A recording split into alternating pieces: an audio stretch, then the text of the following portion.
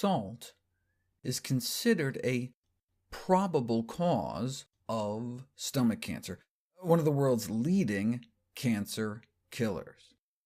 If their estimate of an 8% increase in risk for every extra gram of salt a day is correct, then in a country like the UK, nearly 1,700 cases of stomach cancer happen every year just because of excess salt intake.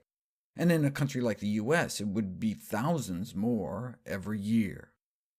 The risk of stomach cancer associated with salt intake appears on par with smoking or heavy alcohol use, but may only be half as bad as opium use or increased total meat consumption, based on this study of more than 500,000 people, which may explain why those eating meatless diets appear to have nearly 2/3 lower risk. We know dietary salt intake is directly associated with the risk of stomach cancer, and the higher the intake, the higher the risks, but this meta-analysis went further, looking at specific salt-rich foods: pickled foods, salted fish, processed meat, and miso soup.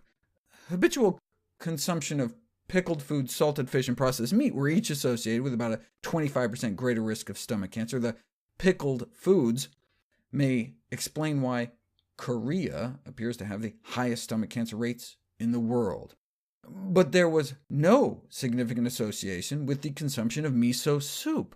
This may be because the carcinogenic effects of the salt are counteracted by the anti-carcinogenic effects of the soy, effectively canceling out the risk. And if we made garlicky soup with some scallions thrown in, it may drop our cancer risk even lower.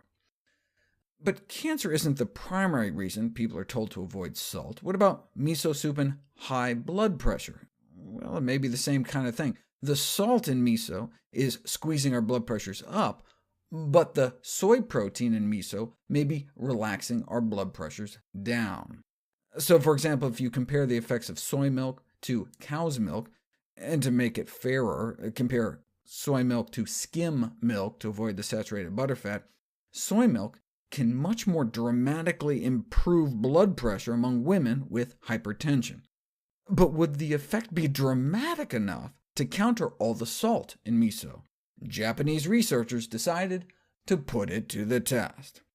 They followed men and women in their 60s who started out with normal blood pressure, and followed them for 4 years to see who was more likely to be diagnosed with hypertension in that time: those who had 2 or more bowls of miso soup a day, or those who had 1 or less.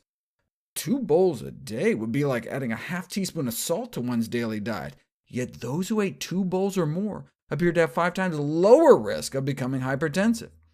So maybe the anti-hypertensive effects of the soy in the miso exceeds the hypertensive effects of the salt.